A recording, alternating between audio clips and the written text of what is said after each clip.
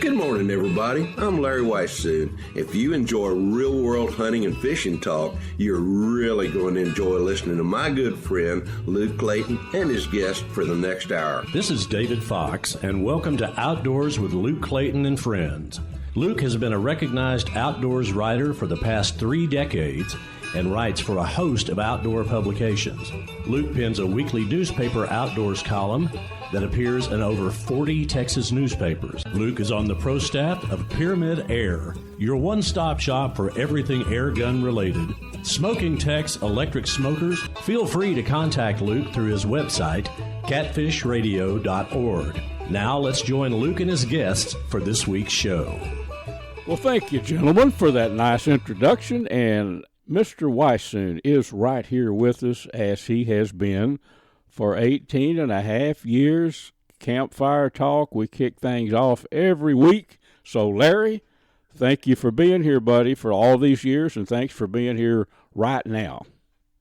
I absolutely love it, Mr. Clayton. And over the years, we've done this from all different kinds of places, from satellite calls from, in Asia, in Europe, in Africa, and even in Texas a whole lot. And that's just where I happen to be right now. And I'm at the Gaylord Texan Resort in Grapevine, Texas for the DSC Summer Expo. It started on the 17th, and absolutely fabulous show going on here. And on the 19th, and a lot of people will hear that this afternoon, or this morning really, we've got the DSC Foundation Gala going on. Now, there's all kinds of activities going on as well, too, out on the floor. We got about 400 booths out there and all that kind of great stuff. But tonight, starting at about 5 or 6 o'clock, we're going to have our DSC. I think this is the 5th year we've done this to raise money for the DSC Foundation, which grants money to all kinds of conservation, hunting-oriented type wildlife conservation programs. And so really looking forward to having a great turnout for it this evening. And, one of the great things we do is there's some unbelievable auction items now. If you can't be there, and I know some people are not going to be able to, but if you hear this before the 19th, and some of it will hear it much after that, but if you hear it by the 19th, you can go to onlinehuntingauctions.com, and you can register to bid there on these hunts. Go to DSC Foundation Gala, GALA. Also, there's some silent auction items that they can bid on and all those kind of things. And it's just an unbelievable organization. And if you're anywhere in the Dallas area or that part of the state, please come out today, and we'll be here all day long, and then we'll be going to the event this evening as well too, the auction. But got to say thank you to DSC for having been such a great sponsor, and Hornady, who's been around forever with us with accurate, deadly, dependable Stealth Vision. They've got a booth here. Dr. John McCall and Joe Cunningham are here with us as well too. And then VINEYARDMAX is out on another show. The Mossberg guys couldn't be here, but we're going to talk a little bit about some of their stuff in a little bit. And then, my gosh, Choctaw Hunting Lodge, I got Nicole and Dusty Vicker here with me as well too. So it's going to be a great day, and a lot of good things going on here. You bet, Larry. So we don't trick anybody up. People are listening to this podcast after all these awesome radio stations run it on the air. So give the date. We don't want to send anybody out. Give the date again, please, if you will. No, we don't want to do that. But the event is July 17th through the 19th. And as I mentioned, if you hear this before the 19th or hear it on the day before or something like that, please come out. But after July the 19th, after about 11 o'clock tonight, it will be next year. It'll be a done deal. It will. Well, Larry, we were talking off the air a little bit. Of course, a lot of people know your history with handguns. I mean, I talk to people about my buddy Larry Weissoon, and a lot of them will think, oh, that's the guy that hunts with handguns. You've done a lot of that. And I know with TC, I remember shooting those. And actually, I used to watch you on TV and visit with you from time to time in person, and I wound up with a handgun back in those days. You know some of the funny stories I've told you about alligators and Thompson Center contenders, and we'll tell that. We might tell that story a little bit, but yeah, you wanted to talk a little bit about handguns, I think, didn't you? I really do. Look, handgun hunting is so much fun, and you're right. I started out years ago shooting all kinds of handguns, and then did a lot of things with Thompson Center with their contender, and then introduced the Encore when it came out. And, they changed hands, and I've been doing had friends over at Ruger, so for several years I was the Ruger ambassador and shot a lot of their single action and some of their double action revolvers. And then here more recently, I have been shooting the Taurus Raging Hunters. Now these are double action. The difference between a double action hand revolver and a single action is with a single action, every time you before you can shoot, you have to cock the trigger.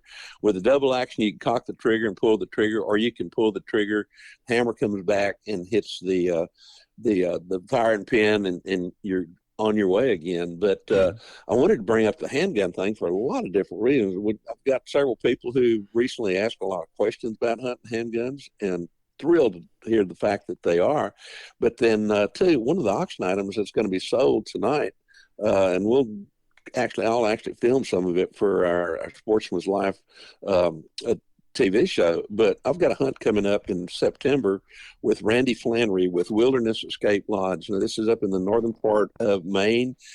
Unbelievably huge bears. Part of that package, if somebody wants to bid on it, if it's still there in time to get it done, is not only the hunt, but there's a Rossi 4570 lever action rifle and a bear rug mount, if you will, from our friends down at Double Nickel Taxidermy. But I'm thinking seriously about using my 454 Casull handgun on that particular hunt. I'll have one of those 4570s with me as well too. But my Taurus 454 Casull, it's a 5-shot revolver. It is unbelievably accurate. Probably going to put a red dot sight on it so that I can see that red dot against the black hair of a bear.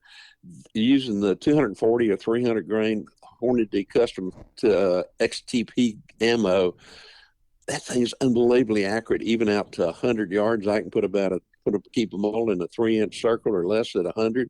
And I've actually even shot that thing out at our friends at Cotton's Ranch, the Cotton Ranch, at 500 yards, and hit an 18-inch gong, steel plate out there, just nearly every shot. So they're unbelievably accurate. And if you've not tried handgun hunting, let me strongly suggest that you do so.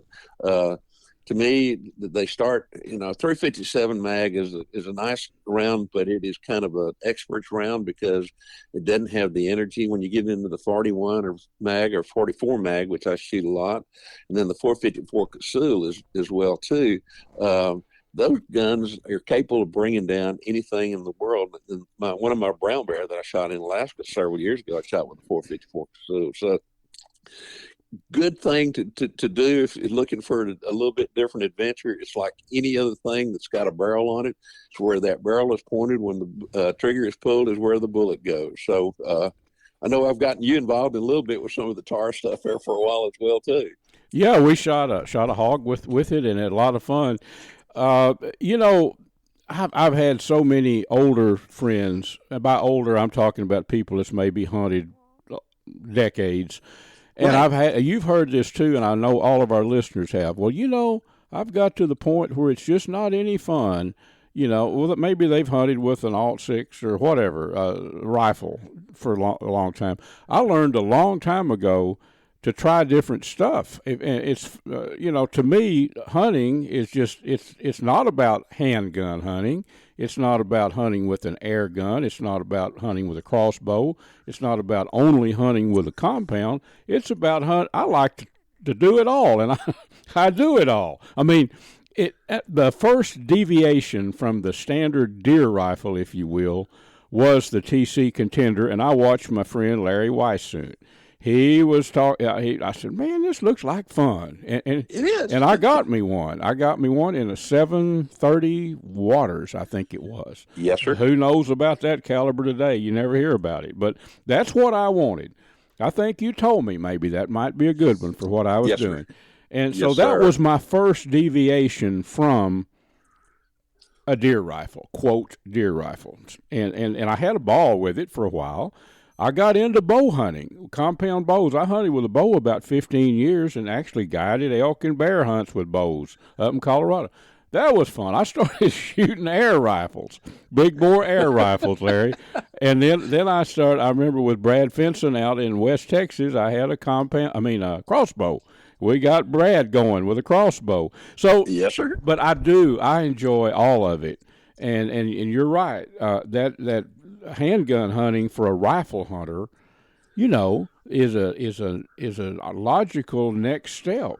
And it's a great idea. And I'd admonish people to, if you're happy with your 30 lever action Model 94, well, stay with it. I mean, if you want, if you want to branch out a little bit, handgun hunting is a good logical next step because you can put a scope on them or the red dot, and it's kind of like, it's not that different than rifle hunting in a way, No, it didn't in a lot. It's like I said, where the bullet goes, where the barrel's pointed, where you pull the trigger. But, too, the thing about it is there's so much stuff and emphasis on long-range hunting, and I do a lot of long-range shooting particularly because of the stealth vision scopes that I use, and shooting at 7mm PRC a lot these days, and that is a lot of fun. I enjoy shooting at steel and targets at a long way, but I've always wanted to, in hunting, get as close as I possibly can before pulling the trigger.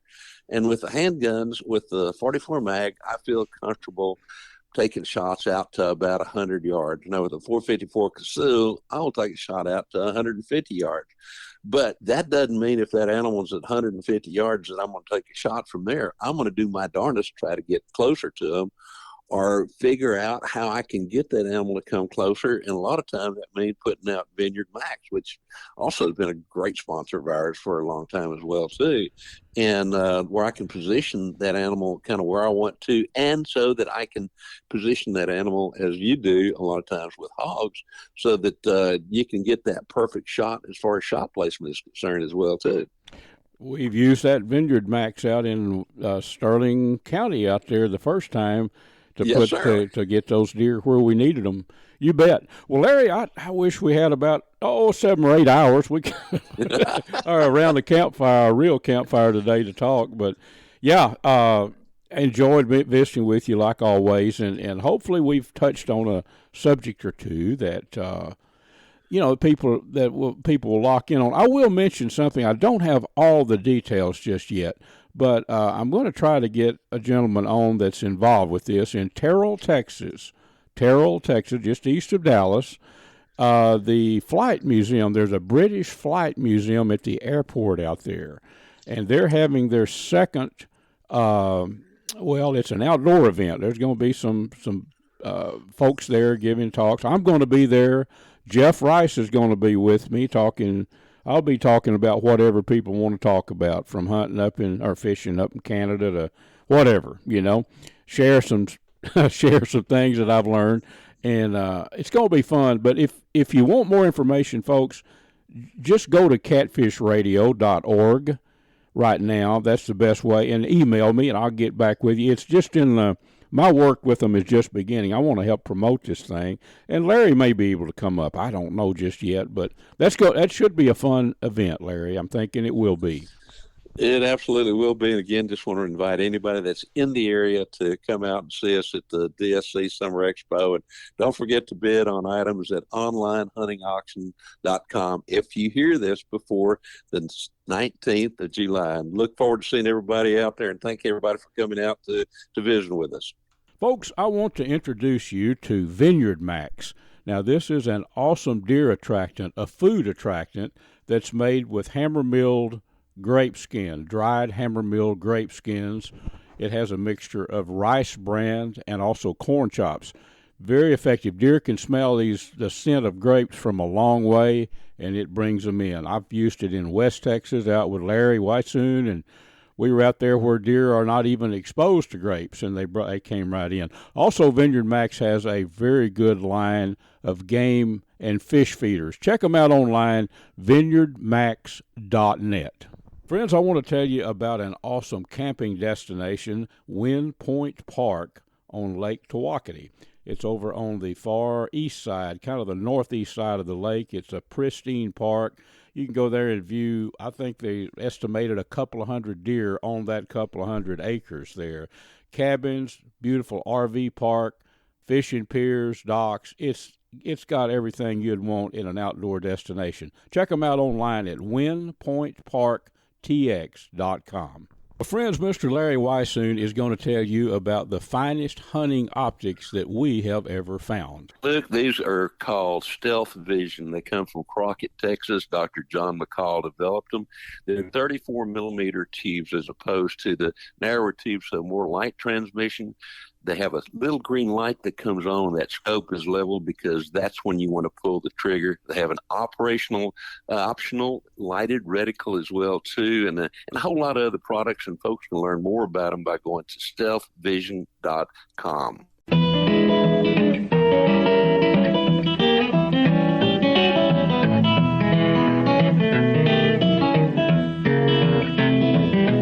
Folks, this segment is made possible by Smokin Tex electric smokers that I've been using a long time, CatfishPro, catfishing baits, and catfish supplies, Ultrimatic Feeders. I'd like you to check out the big bore air gun that I've done a great deal of hunting with. It's the Seneca Dragon Claw, 50 caliber, pressures up to 3,000 psi, and it looks like a conventional rifle. Wooden stock. I think you'll like the appearance, and I know you'll like the performance. It shoots not only bullets, but also air bolts as well, tipped with a broadhead. Check it out. It's the Seneca Dragon Claw. Well, friends, I hope you enjoyed our little visit with Larry Weissoon, Mr. Whitetail. You know, Larry's been with me on this show for 18 and one half years. We've recorded from Namibia, all over the place, places I've never even heard of, that Larry had a phone and we recorded campfire talk. But right now we're going to get back close to home down at Cedar Creek Lake, which is only about 35 miles from where I live. Mr. Chris Webb has been guiding down there for a long time, and guides for really kind of specializes in crappie, sand bass, white bass, and hybrids. So let's see what's going on at Cedar Creek. Chris, thank you, sir, for being with us. Yes, sir, Luke. Appreciate you having me. You bet, buddy. We've talked a lot, and I'm going to tell you what, we were talking. I asked Chris to use a live scope. If you fish for crappie nowadays professionally, you probably have a live scope on your boat. And he's my kind of guide. I told him, I just detest on a bright sunny day staring at that screen. He says, no, you don't have to, when you fish with me, you don't have to have your face in that screen. I'll just show you how high and how low to go, where you can catch them. Right, Chris? Amen. You just reel them in. That's what I like. Cedar Creek is a premier crappie lake, though, isn't it? Yes, sir. The lake is very healthy, and our crappie numbers are abundant. Yeah. Do you fish this time of year?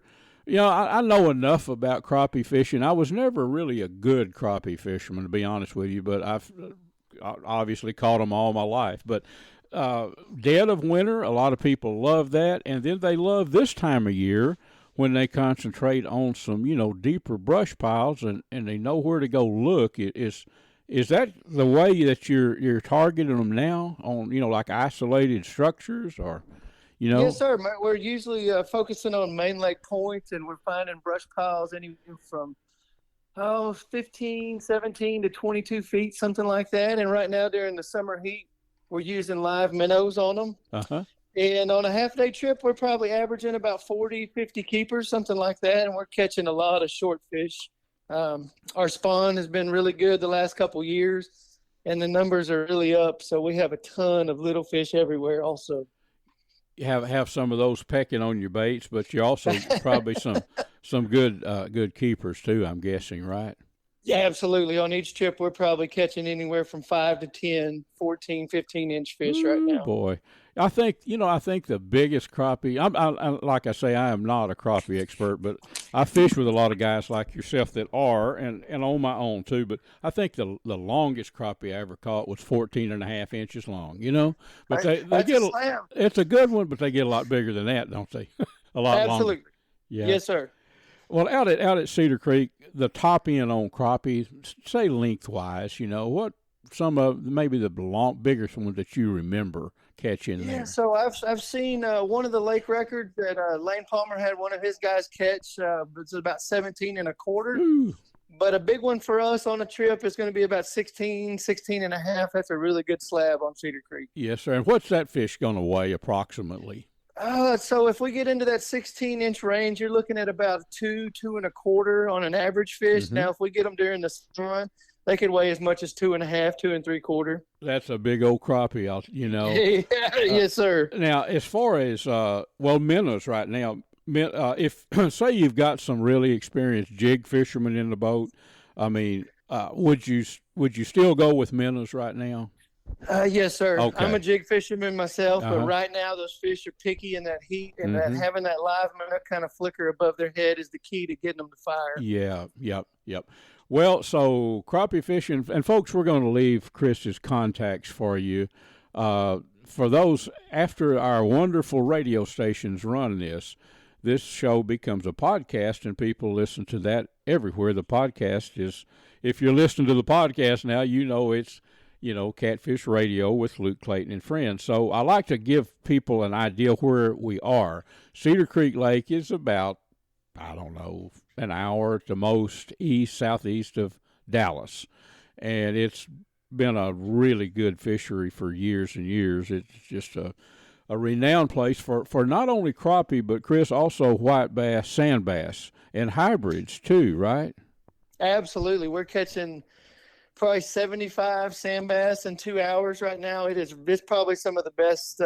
If you just want to go catching or bring the family and kiddos, this is probably some of the best fishing of the year for them. You bet. Let's shift over away from crappie a little bit and concentrate on the sand bass. I don't know this. I'm just guessing because sand bass, I've often said, if there was only one fish left to catch, the sand bass it would rank high because at times they're easy to catch, and it's a good, not only a kid fish but a good food fish too.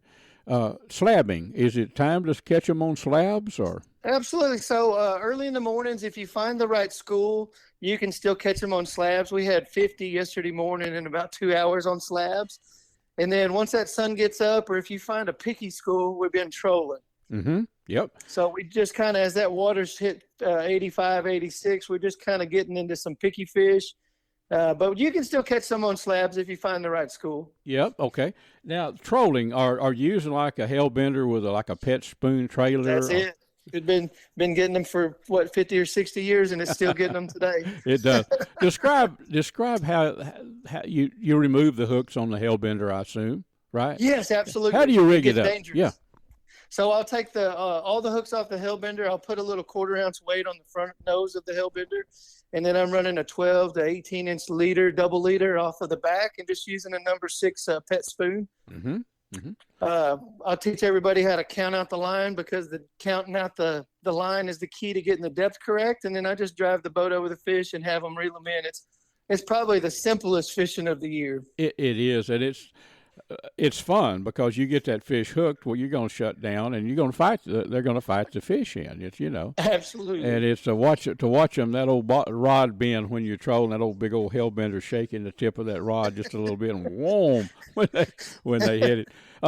The size of sand bass, Cedar Creek has always been known for some chunky sand bass. I mean, obviously there are smaller ones too, but there's a lot of good size ones there too.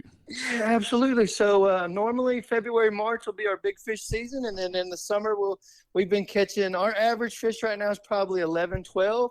But yesterday and most of our trips right now, we'll catch some up to 15, 16 inches. Yes, sir. I'll make this statement, and you may, or I bet you'll agree, you may not, but I love to eat fish. And, I guess old school, I grew up fishing. I was raised in Red River County up in northeast Texas, and that's what we did. We fished and hunted. And I still do that as an outdoor writer. But you give me I'll say barely legal, but, take a 11, 12-inch, 11-inch sand bass. I like those the best. Not to say the big ones are not good eating, but you do have to do a little trimming on the red meat on the bigger ones, right? Absolutely, 100% agree. Those little guys that are just big enough man, they're some of the best eating there is. They are so good. Now on the sand bass, white bass, folks, here in North Texas we call them sand bass. Down in South Texas, Livingston and all that, they're known as white bass. They are a white bass. But will a slab produce pretty well right now on those? Yes, if you can get out early in the morning before the heat kicks in, That's and like the time. I said, you find the right school, they're very active still. Okay, so you can start off the day with an active school with slabbing then. Probably maybe a smaller half-ounce or... Yeah, I prefer to use the smallest little cotton cordell they have. It's probably a little quarter ounce, I believe is what it is. Oh, a little bitty one, yeah. I find, there's times of the year you can catch plenty on the big ones, but as the shad spawn in the summer and those fish get picky on what they're feeding on, I find that little slab produces more bites year round. That's a good tip, and you probably downscale on the line size a little bit. I mean, 10 or 12 pound test would do it, wouldn't it? Really? I do an 8-pound high vis. Okay, good. Yep. That way you can see what's going on when you're actually fishing it. Well, yeah, absolutely. Well, Chris, that's all. How about the hybrids? Do you occasionally hook up with a hybrid in with those schools? Yeah, absolutely. They're definitely mixed in there with them. Our hybrid population is very healthy right now. We are catching a ton of 14, 15-inch hybrids that will be ready by the fall, if not next spring. And occasionally we'll get into some good surface action on the hybrids where we're catching some nice 18 to 21-inch fish, keeper fish. Yeah. That's a whole different animal when you hook into one, even an 18-inch hybrid. You don't have to wonder is this a big sand bass? 'Cause they're just a different animal, aren't they? Amen. They make that real sing like Mariah Carey. That's right, buddy. So, folks, our guest is Chris Webb. Chris, I'm going to leave your phone number, and then I'd like to welcome you to tell more people, maybe your Facebook page or whatever, but you can call Chris. And, Chris, if I get this wrong, you correct me, but it's 903-975-3253, right? Yes, sir. Okay. Yes, sir. Now, Facebook, can people, that's a good way for people to learn more about you, I guess, Yeah, absolutely. It's Chris Webb's Guide Service, or they can just find me at Chris Webb on there. Chris Webb or Chris Webb Guide Service on Facebook. Well, Chris, I look forward to working with you a whole lot more, and thank you so much for the good current update there on Cedar Creek Lake, buddy. Yes, sir, Luke. I appreciate you, my friend. Folks, let's talk a little outdoor cooking. Let me tell you about an electric smoker that I've been using for 15 years, I guess. Smokin Tex electric smokers. If you're tired of staying up all night keeping that wood fire burning when you're barbecuing, give Smokin Tex a try. They're made to last a lifetime. You can check them out at SmokinTex.com. That's SMOKINTEX.com. For seasonings, anything to do with outdoor cooking, all kind of jerky seasonings, sausage seasonings, Butcher Packer Supply. That's butcherpackersupply.com. I think the website is butcher-packer.com. I want to tell you about a one-stop shop for everything related to game feeders and fish feeders, Ultrimatic Feeders. I've been using components and feeders from Ultrimatic Feeders for 20-something years, I guess. They have the remote, which you can remotely activate your feeder with, the timer, which is the most simple timer that I've ever found on a game feeder, and then the eliminator. Check these out. They are worked on centrifugal force, and they seal off the corn supply so coons and squirrels can't get to the corn. Check them out. Ultrimatic Feeders, you could go online to ultimaticfeeders.com. Big Sam left Seattle in the year of 92 with George Pratt, his partner, and brother Billy too. They crossed the Friends, this segment is made possible by Platinum Cadillac and Chevrolet in Terrell, Texas. Stop by and visit with my buddy Mr. Justin Rudd and his team of experts and let them put you in a new Chevy pickup or a Cadillac or whatever you might be in the market for. Also, the Choctaw Hunting Lodge up in southeast Oklahoma. Check them out at ChoctawHuntingLodge.com. Also made possible by Pyramyd Air, your one-stop shop for everything airgun related. Well, folks, we have covered some hunting with Mr. Weissoon and a little fishing. I want to tell you about an event coming up. I'm going to be there. I'm looking forward to it a lot. And it's in Terrell, Texas. And the gentleman that's kind of ramrodding this is our guest. His name is Mr. Patrick Hotard. Now, Patrick is in charge of a museum I bet you don't know about. Maybe you do. It's at the airport there in Terrell. Patrick, thank you for being with us, buddy. Oh, thank you for having me. We're honored to be on the show. Yep, and our whole goal is to tell people about a hunting event that's coming up. Now, granted, this is not a deal that's going to draw people from all over the Southwest, but it's the second year that you've had it. Let's tell us where it is first, and then we'll go into detail talking about it in just a bit. Yeah, well, we're having it at I'm the director of the #1 British Flying Training School Museum. And as our name indicates, we trained British pilots during World War II in Terrell, Texas. And the airport dates from the war. It's a wartime project. And one of the things that we've tried to do in the last year or two is, on top of all of our educational programs that obviously deal with World War II, aviation, the air war during World War II, is we also wanted to do a couple of public service programs. So we did one last year for hunting, and earlier this year we did one for spring gardening back in February. And we're going to do our second hunting program on August 2nd at 3:30 at the museum. The museum's located at the Terrell Airport. We're at 119 Silent Wings Boulevard in Terrell, Texas. If you're not familiar with Terrell, we're right there on the interstate on I-20. And we're right here at the airport on the north side. And we've been here 21 years in a former hangar building here at the airport. What we want to do with this program is, provide a public service to the public for the subject of hunting. And we do this, not only as an educational and service program, but also we want to draw a lot of people into the museum, many of whom who maybe aren't museum goers regularly. Mm-hmm. We want to introduce them to our facility. That's right, and I think the hunting aspect of it, topic is will bring a lot of people in, and maybe, like you say, a lot of these folks that come to experience listen to people talk about hunting and learn new things about hunting, they're probably not museum goers there. They may be the first time, but it'll introduce them to that. And it is an interesting topic. I knew all I knew is there was a museum there that had to do with training British pilots during World War II.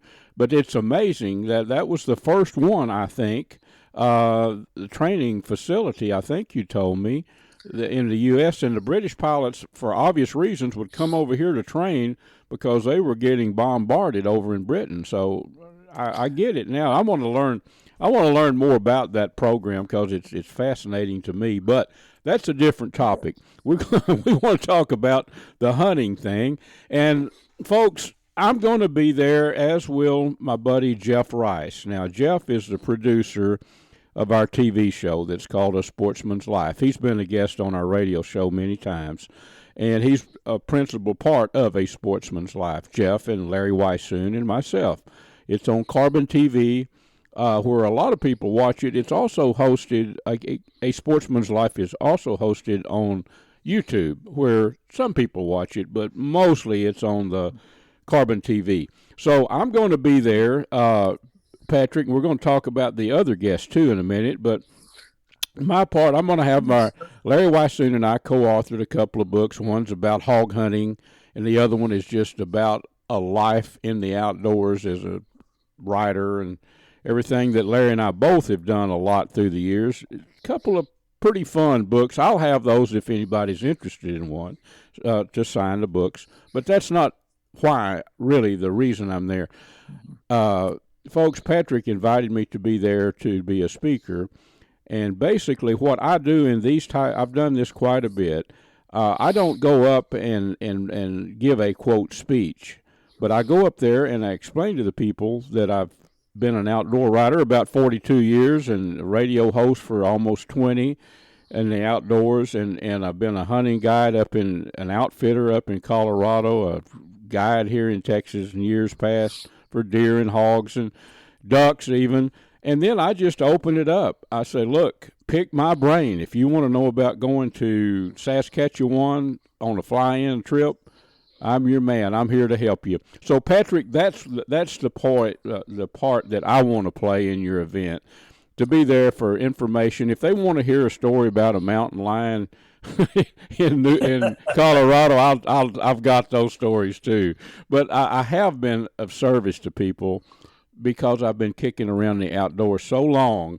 I'm hunting editor for a big bore air gun magazine. Some people are interested in shooting and hunting with air guns, and nowadays there's some very powerful, so yeah, I can do that. Jeff Rice, he is going to be available for anybody that might want to learn more about filming their own hunts. And these films that people do, they don't have to be world-class productions. They can just be a film of what people during a hunt. And he's very good at that, and he could be a lot of help there too. But you have, I think you have a gentleman, Stephen Travis and Hunter Barber. They're going to be there. I believe Stephen is works maybe for Three Curls.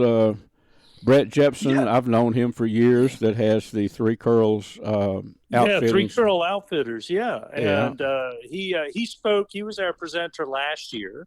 And so we were trying to expand and grow the program. So it would be something that, we can have in Northeast Texas and grow it into a larger annual event. And Stephen Travis is an experienced hunting guide, and he's going to be talking about hog hunting at night in Texas, which a lot of hunters do. They like to go hog hunting, these nocturnal hunts out into the woods and prairies of Texas. And he's going to be talking about that. And then Hunter Barber, who runs Shooters Texas, which is a relatively new gun range outside of Terrell. He's going to be talking about some of the modern hunting ammunition that is out, and some of the changes that have occurred, and some of the new ammo that has come out in the last several years that people are using when they go hunting. So we're looking forward to that. And then, of course, usually a lot of these programs, whether it's a history program or it's a public service program like that is the most interesting part is always the big Q&A session towards the end. Yes. Because all of the people who have come to attend and to learn something or to get some information can then ask about the specific things that they're interested in, whether it's in, should I change the caliber that I'm using for hunting, or how do I get in touch to go try this sort of hunting in a different state, that sort of thing. Questions that someone with your experience, you could answer. For example, if I wanted to know, hey, man, I've never hunted bear, I want to go hunt bear. How do I arrange that? These sorts of things, or who are some people to contact? What is needed for a bear hunt? All these practical questions that a person might have. Can be covered in these sorts of wide-ranging Q&A sessions. And I know a lot of people, like Mr. Rice, like to take their GoPro, yes, their little cameras with them, and they like to film parts or all of their hunts, whether they're hunting hogs or they're down in a marsh near Corpus Christi and they're duck hunting or whatever it is they're doing, whichever type of hunting they're engaging in. And so, I think it's a great opportunity for those who are listening to this program or who read your column, which is in so many papers around the state, for them to have an opportunity to interact with people who can give them some practical answers and engage with them on some issues that they are interested in. And I think it's going to be a great day, and we're not charging for this.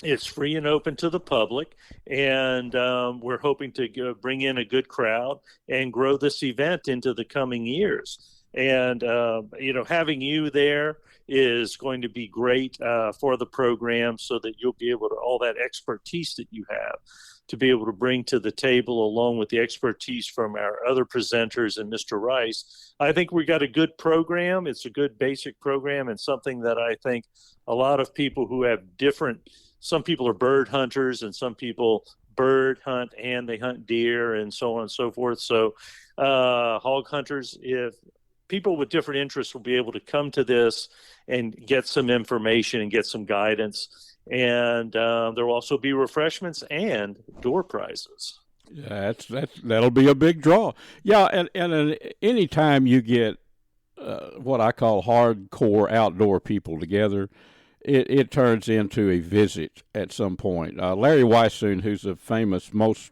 people, he's part of, been a part of this show for 18 years, but Larry's he's hunted on every continent, I think, except Antarctica. So Larry, when he goes up, it's very informal. I've hosted a lot of events with Larry.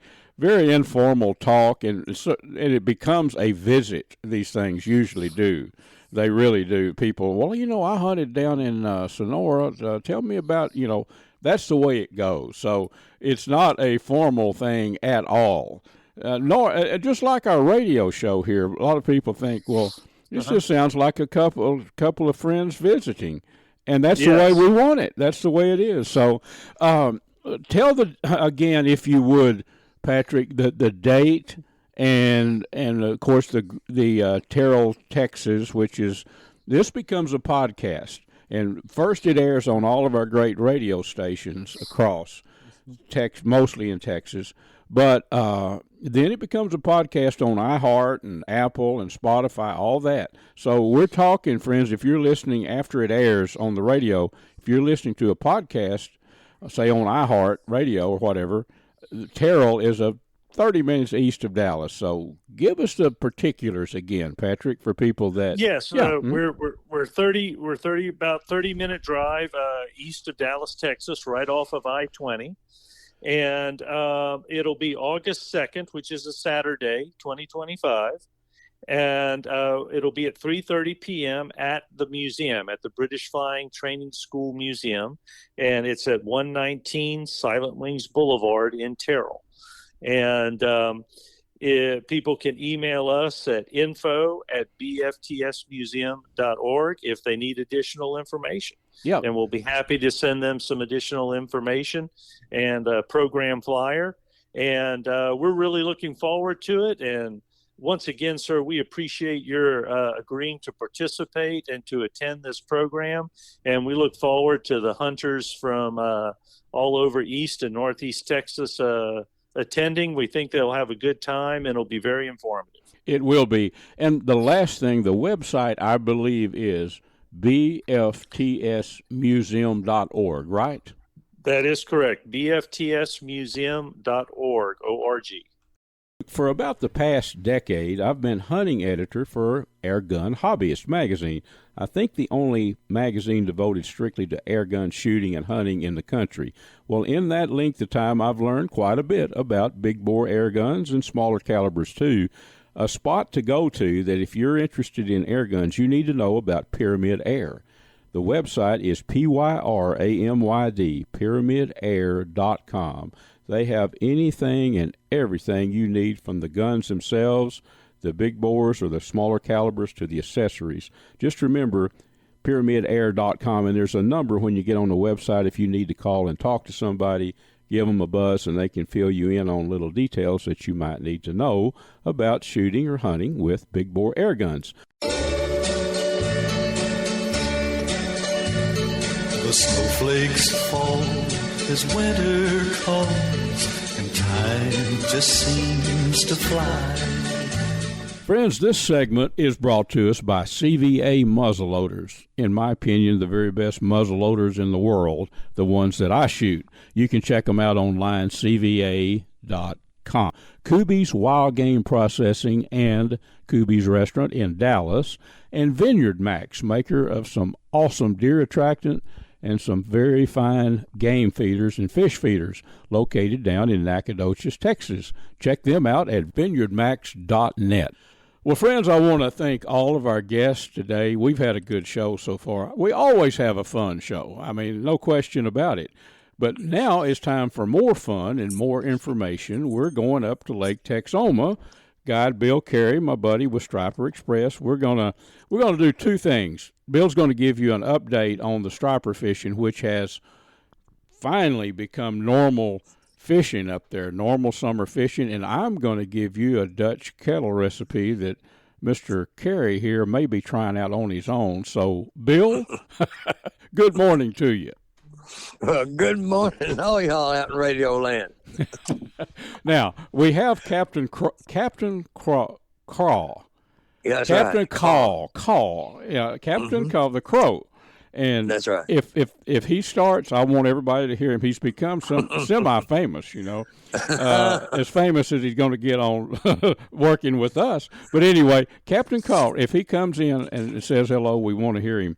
Now, All Bill, right. I'm going to teach you a new Dutch kettle recipe with Cornish hens in a minute. Ooh. Yeah, you're a big fan of the Dutch kettle. I know that. Ooh. Yeah. Before that, though, tell us how the striper fishing. I can get it started for you, but I want you to give us a current update. It was non-existent when it was so muddy a month ago, 6 weeks ago. It began to clear a little bit. Started catching them on live shad pretty regular. I was up there and we caught a bunch, and then the topwater started early and it was pretty steady. And then you tell me at that point soft plastics were working. But now, after what? It's been over a month, hasn't it, since the floods up there? Well, it was 90 days ago that this 90 thing days. got muddy. She rose 20 some odd feet and came 3 feet of top of the spillway, which is pretty ugly. This lake was underwater, and we started fishing live bait. Yeah. And then we went to soft plastics and top waters, and now we're back in the saddle. You wouldn't even know there was a flood. Yeah. These waters cleared up, clear as Texoma gets, and we are looking for sight fishing. The topwater schools early. We go out at 5:30 a.m.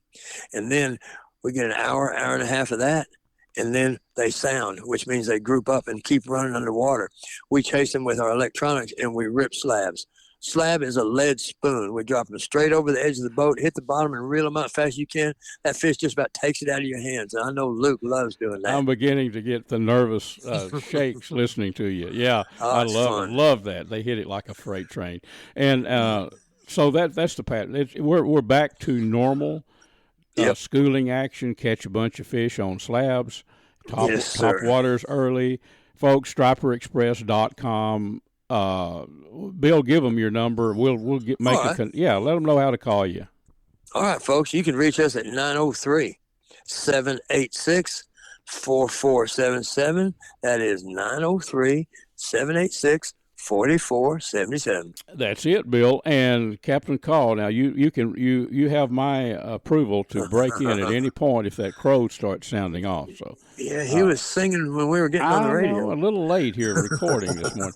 Now, how about a Dutch kettle recipe with Cornish hens? How about that? Well, go right ahead. I call him Camp Cook Clayton, folks. Here he goes. Yes, Bill has pinned that on me. We have a rendezvous every spring in Greenville, and I think you dubbed that on me way back there a few years ago.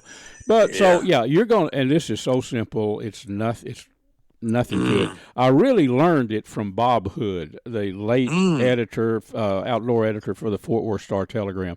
Bob and I would go quail hunting, and we'd cook quail in this manner at noon. Cook up about 8 quail, and that's all we would have, quail, and it's like a dressing. So here we go. Dutch kettle number 10 will do it. That's what I use. You could use a bigger one if you had a lot more Cornish hens. This works great with quail, but I do know I don't have any quail in my freezer, and I'm betting you don't either, folks. So let's work with Cornish hens. They're like a great big quail on steroids anyway, Salt and pepper your quail. Take a stick of unsalted butter and put it in your Dutch kettle. You've got some pile of coals white hot out there, ready on the ground somewhere. You've got your coals ready. So melt that butter, and take the Cornish hens and just dredge them before the butter gets sizzling hot. While it's melted, just kind of rub that butter all over those things. Now, crush up about 3 rows of Ritz crackers, the original Ritz crackers. Crush those up. You can put them in a Ziploc bag and smash them with your hand or whatever. Cracker is going to be cracker meal is what it's going to be. And then it's very, very simple. And then take your damp. Your Cornish hens are going to have butter. You be wet with butter. Roll them in that flour meal, or that Ritz cracker meal. What I'm trying to say. Coat them real good, and then place them down in the bottom of that Dutch kettle. Now you've got your butter in there. It's going to be, a stick of butter. Most of it's still going to be in that kettle to keep things from sticking. So put them in there, and number 10 will hold about 4. Cornish hens, about that many. Now, you got them in there. Now, take some coarse ground black pepper and pepper them again. You've already got, and of course, you want to salt them a little bit to your taste. And then pepper them. I like to put a lot of pepper on them. I just do. And then all that other cracker meal that you've got, sprinkle that all on top and between all those Cornish hens. Sprinkle it, and it makes like a dressing, if you will. Yep, I bet. It does. So now you've got, so that's 1 stick of unsalted butter that you've got in there. Take another stick and cut it up into little pads and put them on all over the top of that cracker meal. Okay? Now, basically, and it takes from 40 to 50 minutes, depending on the ambient air temperature for this to cook. After about 35 minutes, gingerly pull that Dutch kettle lid off and just take a peek. They may be done at 35, but not before 35. So the key is don't put too much heat underneath that Dutch kettle. You can use a flat bottom Dutch kettle, and I do a lot. Just elevate it up on a couple of rocks or a couple of bricks, so you can put your coals underneath there, right? So in the summertime, I found that underneath it, on a number 10 Dutch kettle, about 8 or 9 charcoal briquettes. Gotcha. I was going to ask you. Don't get them too hot. Don't get it too hot. And then put them kind of in a circle around the outside perimeter of the bottom, of that Dutch kettle. Okay, so it's a number 10. On top, put about 12 or 13 briquettes all over the top. That bakes it, from the top down. And the one thing, yes, sir. He taught me put more on top than the bottom always. And the rule is a rule of 3s, but I don't believe it works. It's not going to work the same if the temperature is 20 degrees or if it's 90. It just, it's cooking outside. Some of it is just common sense. But in the summertime, the rule of 3. It's a number 10, put 13 on top, put 3 less. They say 7. I don't go. I go 8. So that's a good point to work with. And I tell you what, Bill, give them about 45 minutes, and the smell will drive you nuts when you're cooking this stuff. Those little Cornish hens, they're golden brown on top, and that cracker meal it's like a dressing. It really is. And take it out and put one of them. You or I can eat one, no problem. We can eat a whole Cornish hen, Most people can. But put that thing down and then spoon in some of that dressing material there. Bill, I'm going to tell you, buddy, that's pretty good. Oh, man, in the outdoors, I'm hungry now. I do hope Captain Carl didn't hear all this, because we'd be, we're talking about one of his feathered kindred spirits, I guess. Bill, thanks for that fishing update. And all right. Man, and now that when we get together, last time we cooked a wild turkey that we just shot back in April, but next time we might not have a wild turkey. I'll just bring us some of those Cornish hens, and we'll cook that. Yep.